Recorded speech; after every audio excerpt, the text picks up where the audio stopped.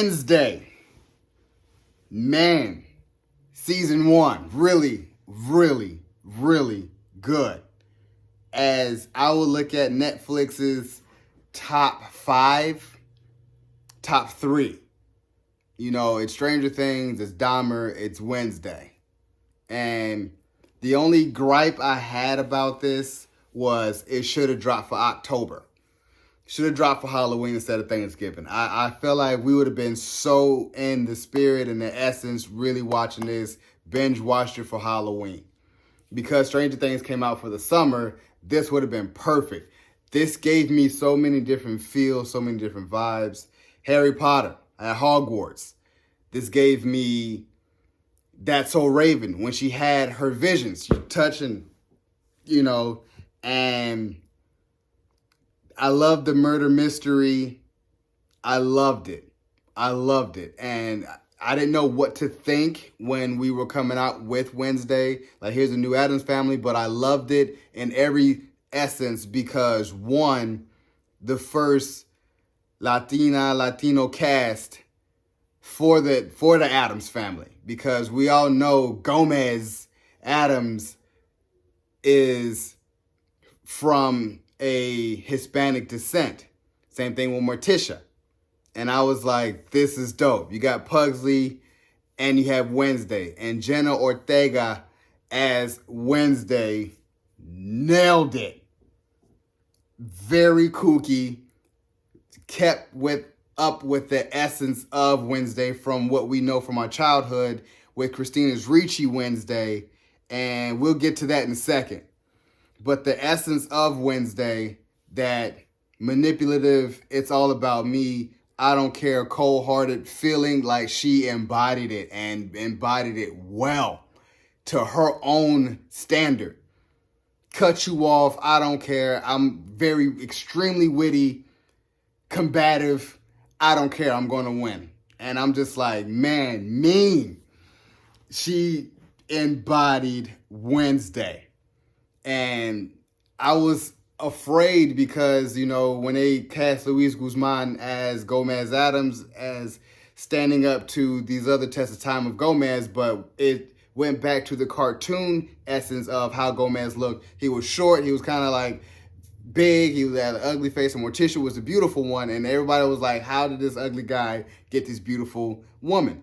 And they had essences of that in here when they're going to Nevermore, and just they're trying to explain their backstory of how they met each other, how they fell in love, and even towards the end where, spoiler alert, like I said, this whole thing is a spoiler alert, that just what Gomez did for Morticia is why she fell in love with him. And he just kept it solid the whole time. And it was like, I remember there was like, I forgot they were talking to somebody, and it was like, if you think that what they were like, now, you should have seen when they were in school. Like, they couldn't keep their hands off each other. So I loved every essence of this. Like, this needs to go down to season 2. And I feel like it should be more spookier, more scarier.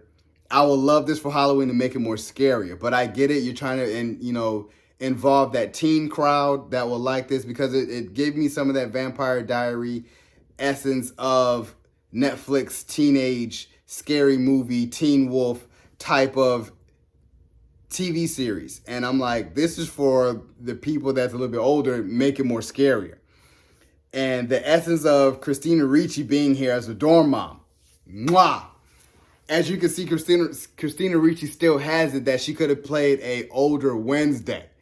I was going for that effect, but I love that they still kept her in here to be involved with her character that blew her up and made her famous was Wednesday. So they kept her in here as being Laurel Gates, and basically she just hated, or she was like that descendant of the preacher that was trying to wipe them out way back when, and just, I loved it all.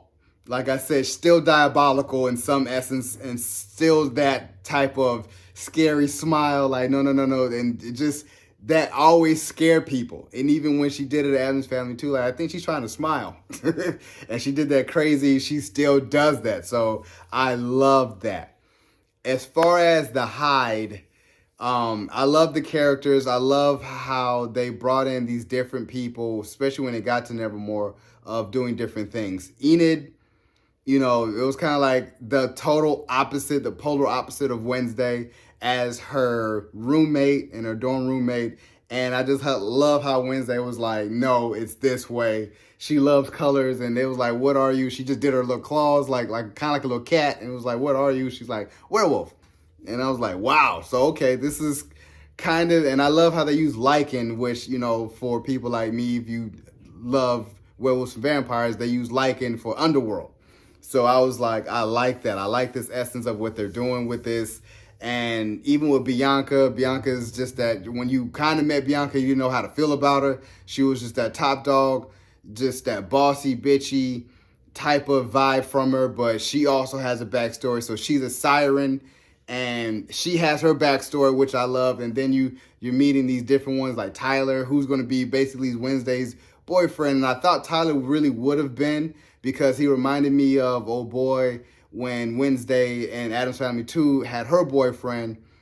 It was just, I'm devoted. I'm like a devoted person to you, because Wednesday is just careless and very heartless. So, and people are drawn to that. Even with Xavier, he's drawn to that. Like he's kind of like had psychic abilities, but really, really was falling for Wednesday. And Wednesday was kind of like, I don't do all that. And everyone had their gripes with Wednesday, and Wednesday had their gripes with everyone, and I love that. As far as the madam, like the principal, Gwen Stacy, mwah. Always been a beautiful lady ever since Game of Thrones, and I just always love to see her in roles, and just that fits her.